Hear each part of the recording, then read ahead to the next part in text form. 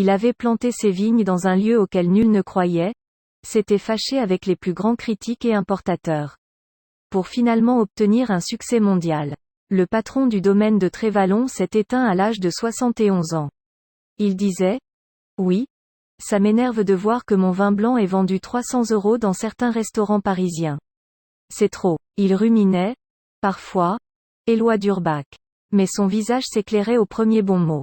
Il fallait juste le voir arpenter ses vignes, à Saint-Étienne-du-Grès, sur le versant septentrional des Alpilles, à quelques minutes de Saint-Rémy de Provence. C'est ici qu'il avait décidé il y a une quarantaine d'années de défricher des carrières et de planter ses 17 hectares. Comme il nous l'avait confié, j'étais alors étudiant en architecture à Paris, j'ai appelé mon père pour lui dire que je voulais faire de la vigne.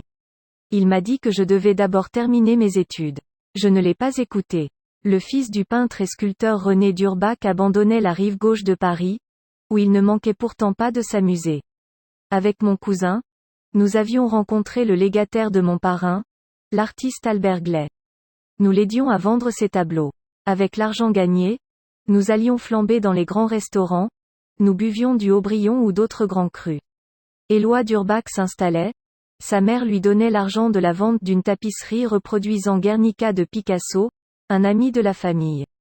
Un capital suffisant, à l'époque, pour se lancer. Sur ces terres vierges calcaires exposées au nord, il plantait des cépages de Cabernet Sauvignon qu'il allait associer à la Syrah. Certains ont trouvé cela farfelu, mais cet encépagement avait déjà été étudié, consigné et recommandé au XIXe siècle par le docteur Jules Guyot, avant les ravages du phylloxéra. Et puis j'ai récupéré des cuves que je n'ai pu payer que des années plus tard, j'ai réalisé les premières vinifications en plein air, j'ai surtout marné comme un fou. Le résultat? Un vin rouge harmonieux, reconnaissable à sa fraîcheur et ses tanins, aux notes de garrigue et de truffe, souvent considéré comme le meilleur de Provence, et humblement commercialisé sous l'appellation vin de pays des Alpilles.